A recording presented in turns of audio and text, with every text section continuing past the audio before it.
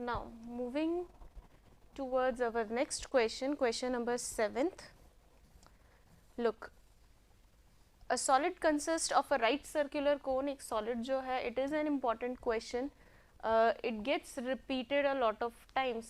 इस टाइप का क्वेश्चन बहुत बार रिपीट होता है आपके पेपर्स में. So look, a solid consists of a right circular cone of height 120 centimeter. Height कितना है? 120 centimeter. And radius is 60 centimeter. Radius कितना है? 60 centimeters. Standing on a hemisphere. वो किसके ऊपर है? एक hemisphere के ऊपर है. Of radius 60 centimeter is placed upright in a right circular cylinder. अब पहले क्वेश्चन को समझ लो. एक सॉलिड है, ठीक है, जिसका शेप क्या है? एक हेमिस्फीयर के ऊपर एक कोन है, ठीक है ना. एक हेमिस्फीयर के ऊपर एक कोन है. ये सॉलिड है, इसको उठा के मैंने एक सिलेंडर के अंदर रखना है, ठीक है. तो दोनों चीज़ें समझ लो कि एक सॉलिड है, उसमें दो शेप्स हैं, और इन दोनों शेप से जो सॉलिड बन रहा है, इसको उठाकर हमने कहाँ पर रखना है? एक सिलेंडर के अंदर फिट करना है, ठीक है.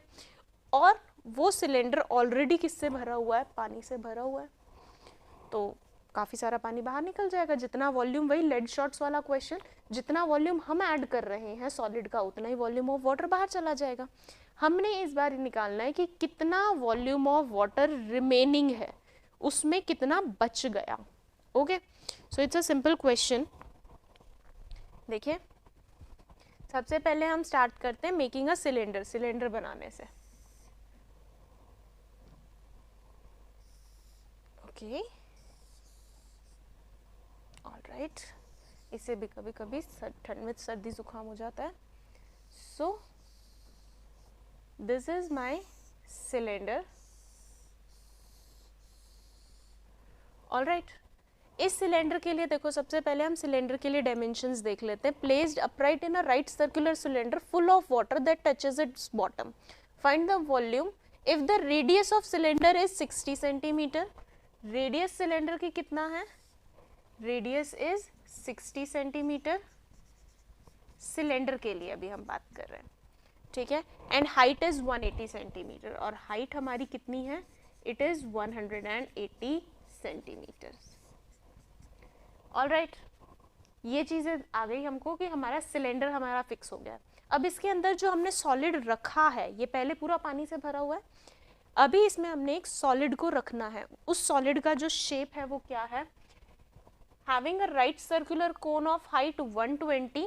मैं रफली यहाँ बना देती हूँ. एक हेमिस्फीयर के ऊपर कौन होगा? एक कोन होगा.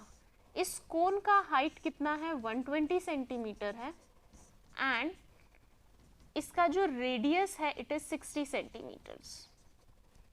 तो इस तरह की शेप को उठा के हमने वहां से यहाँ रख देना है. सो टोटल हाइट कितनी हो गई? ये भी तो रेडियस है 60. दैट मीन्स इस सॉलिड की टोटल हाइट कितनी हो गई? 180. ये मतलब पूरा इसके अंदर फिक्स होगा. ओके, और रेडियस तो दोनों का सेम है ही, तो पूरी तरह से कवर्ड अप होगा. क्लियर? सो देखिए, ये बना हमारा hemisphere touching the edges of the cylinder, और यहाँ पे हमारा कोन. सिंपल. अब निकालना क्या है हमें? ये जो रिमेनिंग है, जो पानी इसमें बच गया, ठीक है ना, सॉलिड को पुट अप करने के बाद में जो हमारा पानी रिमेनिंग है, बच गया पानी, वो पानी का वॉल्यूम हमने क्या करना है? फाइंड आउट करना है.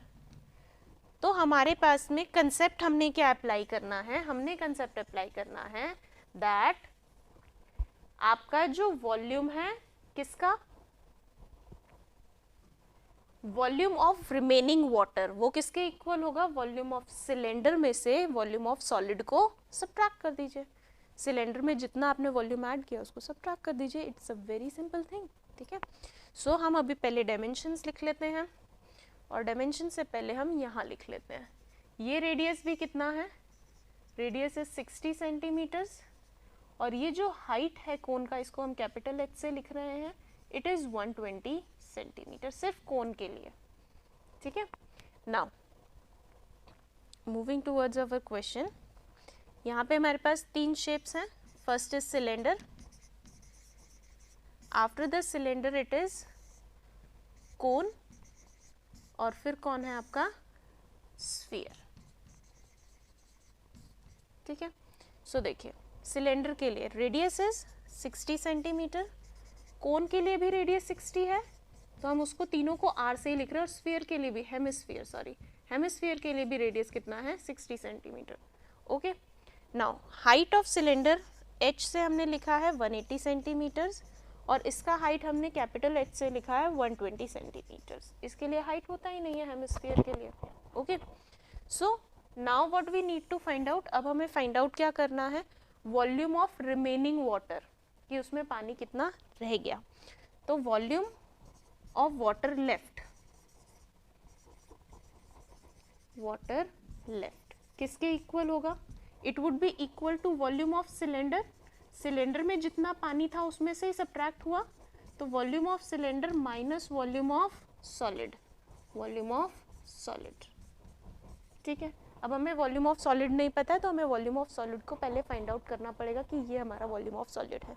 Okay, so volume of cylinder किसके इक्वल होता है, pi r square h minus volume of solid क्या होगा, वॉल्यूम ऑफ कोन का volume plus volume of hemisphere का वॉल्यूम, राइट। सॉलिड इसी तरह से बन रहा है, कोन प्लस हेमिस्फीयर, तो दोनों को हमने ऐड कर दिया। ब्रैकेट में जरूर रखिएगा क्योंकि इस माइनस साइन का इफेक्ट होगा, ठीक है।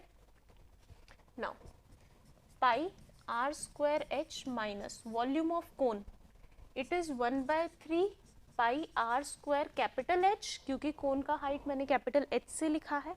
देन वॉल्यूम ऑफ हेमिस्फीयर क्या होगा आपका, 2/3 पाई आर क्यूब। सिंपल। अब पहले माइनस के साइन को ओपन कर लीजिए और फिर उसके बाद कॉमन लीजिएगा, ठीक है। सो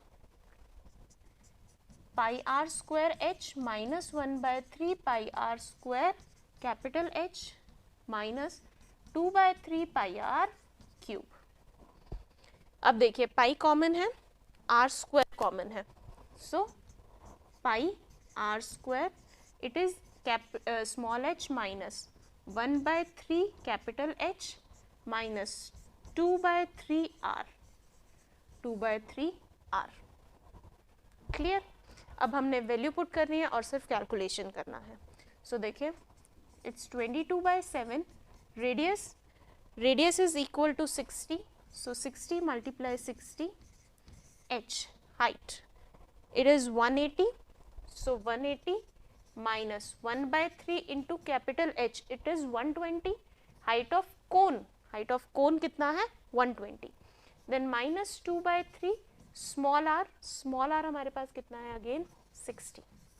तो पहले जो कैंसलेशन हो रहा है उसको कर लीजिए, 40 3 1 time 20, so 22/7 multiply 60 multiply 60, then 180 minus 40 minus 40, minus minus plus, that means 40 minus 40 and minus 40 will become minus 80, 180 minus 80 it becomes 100.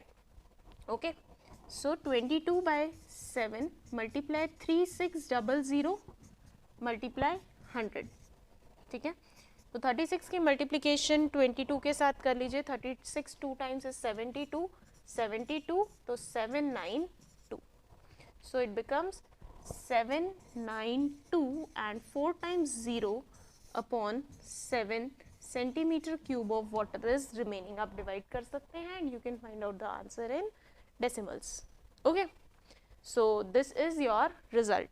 Divide भी कर लीजिए, 7 1 time is 7, 7 1 time is 7, 7 3 time is 21, then 7 1 time is 7 again, then it becomes 3, 7 4 time is 28, then 2, 7 2 times is 14, and then 6, 7 8 times is 56.440, तो 7 5 times, तो 10 centimeter cube of water would be remaining.